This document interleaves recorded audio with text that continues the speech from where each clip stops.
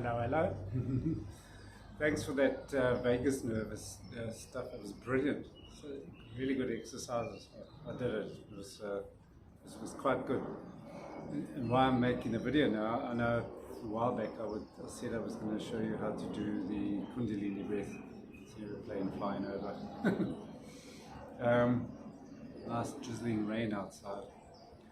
So when I did the vagus nerve, the different exercises and the breathing, it's exactly the thing when you do the Kundalini Breath. So I'm gonna see if I can. It's probably need to get down here. My head has to go back. Excuse the picture up my nose when you see my nose. So all you do, you can just relax, just gentle breath in and out. Not too hands up, just whatever's comfortable. I normally sit on the side of the bed. I only do it twice, but it actually activated the same nerves, and that's why I'm sharing this with you now as well. So if you do that, I wasn't aware that it was activating that vagus nerve, which is very important. So when you just squeeze perineum in, as though you're pumping up fluid up through the stomach, and when you breathe in, you pull your stomach almost to the back of your spine, and then but it's got to be a natural. You don't have to go blue in the face. I'm holding the breath now, and then you let it go past the heart, and as it gets to the throat, that's when you arch back and you actually lock that pressure that's going up, which is then going to hit the pineal gland and with electricity from the spine, and that's going to give you some sensation. It varies depending on each thing. There's no specific one. So just take a breath and stomach in, and just make it easy, and just bring it up and put your head back. Hold.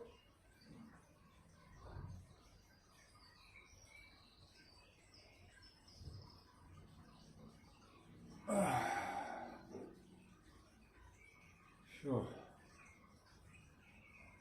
So right now, tingling around the head, whole body down here, right down to the feet.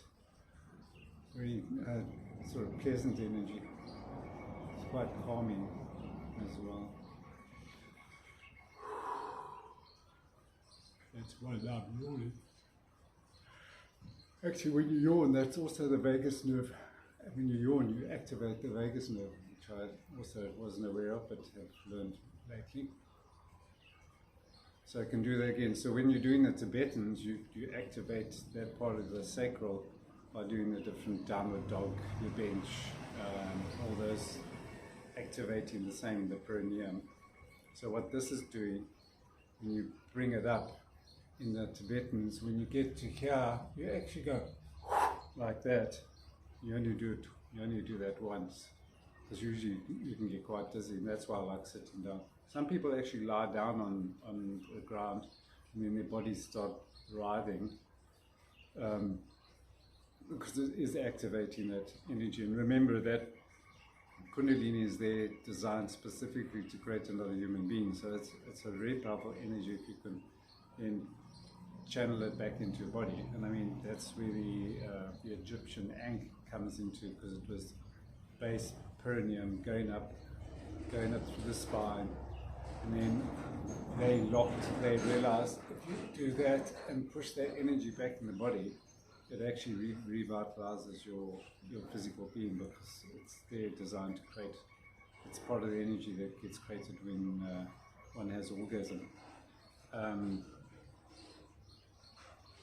And yeah, sometimes you get a headache, sometimes I've seen stuff, but it's not important, because all it's done is actually, it's making you feel really good. I'm going to start yawning again, and you'll probably yawn as well, because it's a reflection type of thing. Okay, I'll do another one just to show you. And it's down here, so right now I'm holding my perineum muscles in tightly, and then I'm going to so when you take the first breath, you don't start down, you just breathe in gently in and out, and then when you breathe out,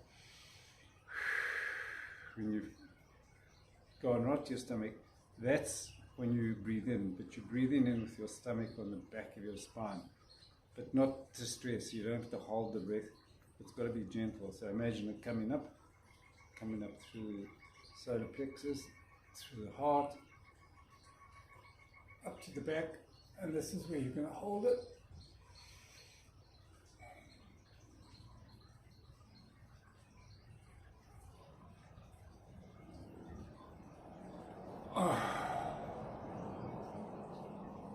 Yo. Sure. So now I'm seeing a lot of, in fact, when someone watched me doing this, my face went red. It's because you're pushing blood up into your face. So it's good from that point of view as well. And you notice that, yeah, that's all part of that vagus nerve waking up. Yeah, you notice I open the mouth. So what's interesting in some of the research, true or not true, but anyway, it's interesting. So when your body has an orgasm, it's very difficult to keep your mouth closed.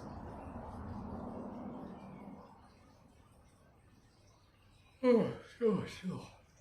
To keep your mouth closed, because part of the opening in the mouth is actually helping release and go into the pineal gland. And that's interesting that I can't remember what that guy called it, that's hanging down, that's activated if it's hanging down straight.